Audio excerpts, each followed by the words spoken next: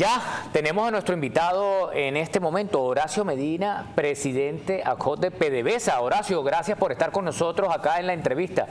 Aquí haciéndole, tú sabes, sí, gracias a ustedes. El quite a Miguel Ángel, ¿no? Mira, claro. Hemos visto las últimas reseñas, Horacio, ¿no? Y puedo leer, puedo mencionar algunas, ¿no? Chevron redujo el precio de crudo venezolano tras incautaciones de buque. Vemos otras noticias donde hablan de que habrían 18 buques que también estarían... Bloomberg, aquí lo tenemos en Bloomberg, Chevron redujo el precio del crudo venezolano tras incautación del buque. La compañía vendió un lote de petróleo venezolano el 11 de diciembre. Según fuentes familiarizadas con las operaciones, los precios de este cargamento fueron más bajos que con los de un lote anterior. Es decir, está afectando a Maduro la incautación de este buque con 1.800.000 barriles de la semana pasada, Horacio. Claro, yo creo que sí, sin duda alguna. Yo creo que lo que antes era una amenaza se convierte ahora en una amenaza creíble, porque esta situación con estos barcos fantasmas, los barcos que apagan, digamos, el GPS para que no se vea su trayectoria y su ubicación, que desde hace mucho tiempo han venido haciendo ventas de crudo venezolano en Asia, definitivamente de una manera y de una forma muy irregular, cosa que se ha venido denunciando, cosa que se habló mucho cuando salió Tarek El Aissami de la presidencia, y bueno, todo eso ha continuado. Sin duda alguna es una forma de enriquecimiento absolutamente ilícito, esas ventas de crudo en Asia, llevándolo a diferentes países donde se hace, digamos, se nacionaliza, por darle algún nombre a ese crudo, y entonces luego ese crudo entra en casi todas las refinerías privadas en China, que es la que usa este tipo de crudo como el venezolano. Yo creo que es llover sobre mojado decir que PDVSA, por supuesto, ha sido destruida, pero la vicepresidencia de Comercio y Suministro en particular es absolutamente una caja negra diseñada para la corrupción. Y tan es así que de la sede en la campiña, la vicepresidencia de Comercio y Suministro no está allí, está en un edificio cercano y con entradas muy restringidas, ¿no? Entonces, yo creo que todo esto es la misma historia de la corrupción transversal en PDVSA, solo que ahora esta incautación de este barco que supuestamente tenía 1.800.000 barriles de crudo a bordo y que iba a ser una primera descarga en Cuba para luego dirigirse al Asia y allí pues desaparecer, como ha sido uso y costumbre por mucho tiempo. Creo que también hemos dicho en muchas oportunidades que este crudo se ha venido vendiendo con grandes descuentos. Algunos colegas estiman 30 o más dólares de descuento. Podríamos hablar de unos $25 más el costo de los fletes, y eso después de todas esas transacciones, sencilla y llanamente al país no ingresa prácticamente nada. Entonces, eso por una parte. Y por la otra, bueno, si uno ve los reportes que existen de los barcos que están fondeados, sobre todo en la parte de José, en el oriente del país, yo no los he contado específicamente, no sé si hay 10, 11, 8, pero 18. Hay varios barcos allí. Sin duda alguna es bastante creíble también eso de que hay un volumen importante que está allí fondeado esperando, porque todos ahora tienen el temor de que esa incautación se produzca en otros barcos, ¿no? Tú mencionabas, Horacio, 25 o 30 dólares, es decir, si un barril cuesta 60 dólares normalmente, ¿no?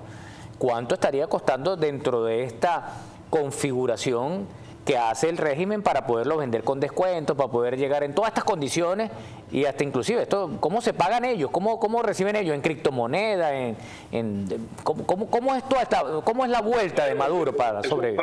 Parte de las redes de lavado de dinero que existen, y hay diferentes formas de pago, depende de dónde sea colocado el crudo, pero ya hay un seguimiento que algunos colegas han venido haciendo sobre el crudo venezolano que entra en Singapur, entra en Malasia, en Indonesia, y allí se nacionaliza y luego salen barcos que van a China. Entonces, obviamente en toda esa vuelta, quien pierde realmente es Venezuela. Supongan ustedes, y no es muy difícil hacer este ejercicio, que un crudo que pueda estar costando 40, 45 dólares, 50 dólares el barril, colocándose en la costa del Golfo, donde el flete es muy barato, muy reducido, y el tiempo es 5 o 6 días, versus llevarlo a Asia, donde tarda 30 días o 35 días, X, depende de dónde vaya, y que tiene que ser colocado porque con ese tipo de descuento, porque definitivamente están violando sanciones que están impuestas. Entonces, la solución más práctica para el país, bueno, sencillamente es normalizar la situación en Venezuela, tener un gobierno transparente, democrático, y cambiar el modelo político de conducción e ir al lugar de donde nunca debimos haber salido, que es la costa del Golfo, que es donde se valoriza de mejor manera el crudo venezolano.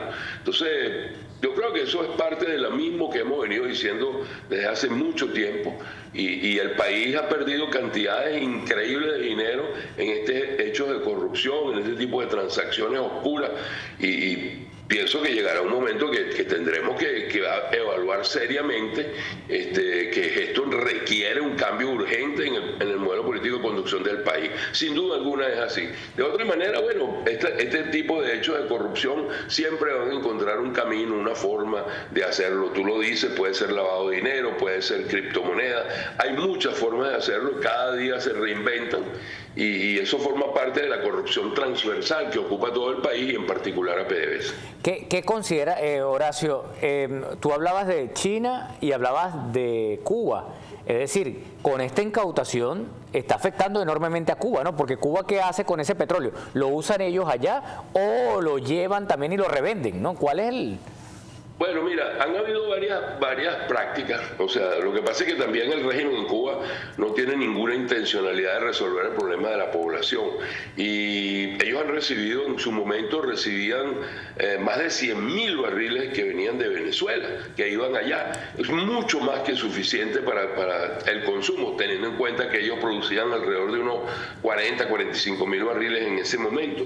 Y el consumo en Cuba era de alrededor de 100.000. Bueno, lo único que hacían era vender ese crudo en terceros a través de traders y de brokers que estaban en Panamá en su gran mayoría, y vendían eso en el mercado internacional. Y aquí la operación era más o menos la misma, porque muy probablemente el bill of lading, o sea, digamos la factura de carga, diría destino Cuba 1.800.000 barriles, dejaban allí 300 y los otros 1,5 millones, bueno, o sea, lo compartían en las ganancias entre los dos regímenes. Todo esto es una situación muy oscura, es muy difícil opinar, hay que hacer muchas especulaciones porque todo es una opacidad total, pero no tenga la más mínima duda de que ese tipo de transacciones se han venido haciendo por muchísimos años, por los últimos 25 años, y yo creo que, bueno, llega un momento que cuando tú sacas cuenta, es increíble el desangre de la cantidad de dólares, de miles de millones de dólares que Venezuela ha perdido en los últimos 25 años. Por cierto, Horacio, ¿cómo está Citgo? ¿Cómo está el tema de Citgo, la protección de Citgo? Aprovechando que estamos conversando contigo, y luego pues quiero hablar un poco del documental que lo vi. Bueno, mira, la constitución de Citgo sigue estando comprometida, como lo he dicho en muchas oportunidades. El juez Leonard Stark en Delaware dictó una orden sobre favoreciendo a lo que nosotros hemos denominado un fondo buitre como es Elliott, que actúa de manera conjunta con los bonistas de PDVSA Bono 2020. Y bueno, eso entró ahora en una fase de apelación. Nosotros, por supuesto, estamos apelando, oponiéndonos a esa transacción por una cantidad muy importante de factores. Uno de ellos es que nosotros estimamos y confiamos, creemos, y creo que existen las evidencias de que hay un conflicto de intereses que no ha sido suficientemente debatido y dilucidado, y que requiere que sea revisado. Por otro lado, hemos dicho 1000 veces que el valor de esta empresa de Citgo es un valor que puede estar entre los 16 y 18 mil millones de dólares en el mercado. Basta con que comparemos los costos que hay de las refinerías en México, por ejemplo. Y no puede ser que entonces el remate se produzca por 5.900 millones de dólares para los acreedores de Delaware Delaware, más 2.000 millones para los bonos 2020, que también está en un juicio de apelación en Nueva York que todavía no ha concluido. Entonces, hay una serie de factores, a nuestro modo de ver las cosas, irregulares, que no corresponden a una transparencia debida. Creemos que tenemos todavía oportunidades en las apelaciones en el segundo circuito en Nueva York, en el tercer circuito en Delaware, y vamos a usar todos los recursos que nosotros tengamos desde el punto de vista legal y desde el punto de vista diplomático para mantener a Citgo bajo la conducción venezolana. También han habido allí algunos arreglos, algunas versiones que circulan en los Estados Unidos de que hay que rescatar a Citgo para las manos estadounidenses. No hay ninguna duda que es una maniobra, una manipulación de quienes pretenden hacer creer esa situación. Citgo es hoy en día, fuera de las demandas que se ocasionaron por las expropiaciones o robos que no fueron pagadas, esas expropiaciones, o por los actos de negligencia, de malas actuaciones, de impago, de haber consultado, de haber contratado endeudamientos que sobrepasaban su capacidad de pago por PDVSA. Toda esa situación es lo que nos trajo a Citgo, porque Citgo como empresa, déjame decirte algo, lo que se ha hecho entre el 2019 y el 2025 es básicamente increíble. Es una empresa hoy en día que no tiene deuda, que está saneada, que tiene reputación, gobernanza corporativa y que sobre todas las cosas produce diariamente 830.000 barriles en el mercado de combustible de los Estados Unidos, y todo eso la hace una empresa muy rentable. Esa es la verdadera realidad. Ahora, eso es apetecible, por supuesto, hay muchos intereses y ya los hemos mencionado.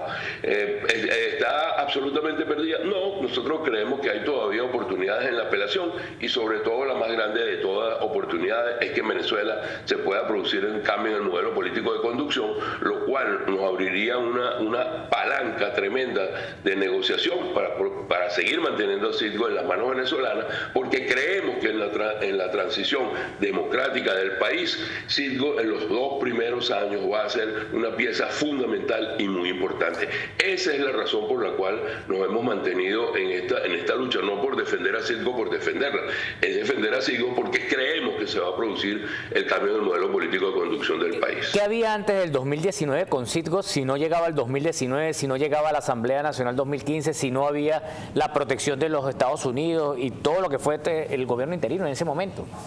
¿Qué hubiese pasado? Sencillamente Citgo se hubiese perdido en el mismo año 2019. Citgo tenía que hacer un pago de 72 millones de dólares en el mes de mayo, abril-mayo del año 2019, y luego un aporte de capital para los bonos 2020 que estaban siendo cuestionados. Allí lo que se hizo fue pagar bajo protesta esos intereses para poder abrir un espacio y desarrollar una estrategia, consultar con los Estados Unidos y pedir la suspensión de la licencia general número 5 que tienen los bonistas y que hubiesen ejecutado sin duda alguna y hubiesen tomado el control de Citgo. Ellos tienen el 50.1 de garantía, 50.1%, violatorio de la Constitución sin duda alguna, pero lo tienen, y entonces hubiese ocurrido eso. Citgo se hubiese perdido, una empresa que además estaba endeudada en más de 4.500 millones de dólares y cuyo valor de mercado en aquel momento a duras penas llegaba a los 4.800 millones de dólares.